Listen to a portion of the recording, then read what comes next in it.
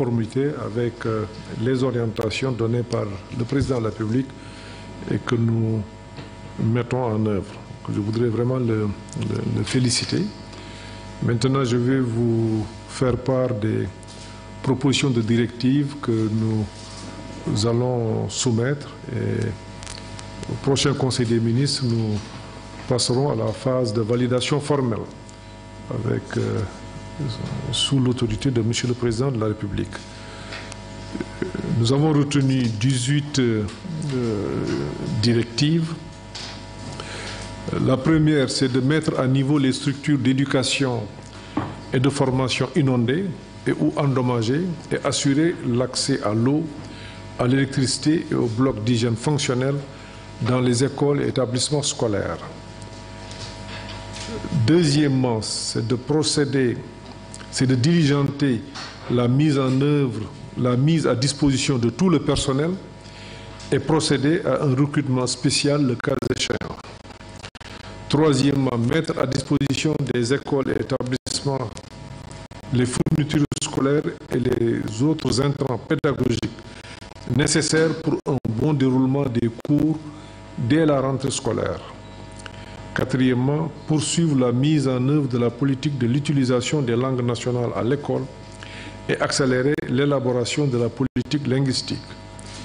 Cinquièmement, accélérer la mise en œuvre des 14 décisions présidentielles sur les DARA et apporter l'appui nécessaire aux DARA. Sixièmement, accélérer la mise en œuvre du programme national de remplacement des abris provisoires. Septièmement, accélérer la mise en œuvre d'un programme national de modernisation des établissements scolaires publics en accordant une priorité aux anciennes écoles. Huitièmement, engager avec le ministère et les acteurs de l'artisanat des partenariats opérationnels en vue de relancer l'acquisition par l'État et ses démembrements des tables bancs dans le cadre du projet de mobilier national et de la relance de l'économie. Neuvièmement, achever dans les meilleurs délais l'exécution des différents programmes et projets inscrits dans la loi de finances pour l'année 2023 en mode fast-track. Dixièmement, finaliser et mettre en œuvre la stratégie d'orientation des 30% d'élèves issus du cycle fondamental dans la formation professionnelle et technique. Onzièmement, faire évoluer les modes et méthodes d'enseignement et de formation par l'intégration systématique du numérique dans les enseignements et apprentissages. Douzièmement, poursuivre et améliorer l'exécution d'un plan de transformation digitale de l'administration afin d'accentuer la célérité et l'efficacité. 13. Déployer toutes les actions nécessaires pour la prise en charge des questions liées à l'état civil, à la lutte contre les violences en milieu scolaire et à la protection des couches vulnérables. 14. Accélérer et finaliser la révision des curricula. 15. Veiller au fonctionnement régulier des établissements scolaires privés et leur apporter le soutien nécessaire. Oui, madame, les mesures vont être prises en relation avec le ministère des Finances pour appuyer les établissements privés, notamment avec l'amélioration de la subvention.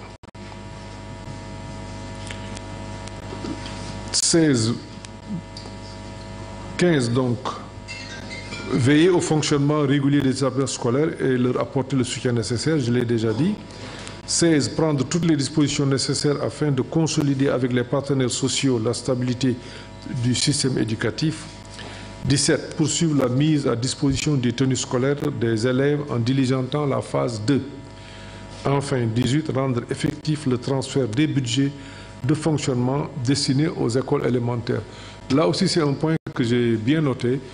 Donc, je demanderai au ministère des Finances, surtout dans le contexte de déconcentration des budgets, d'aller un peu plus de l'avant. Donc, le ministère de l'Éducation veillera en relation avec le ministère des Finances. Aujourd'hui, qu'on est en train de faire le budget, qu'on avance un peu dans la déconcentration, en donnant des budgets aux écoles, comme ça se fait d'ailleurs dans la santé. On a des budgets pour tout le monde. Voilà, je vous remercie de votre aimable attention. Maintenant, le ministre va faire le point de presse. Il parlera en wolof, en français,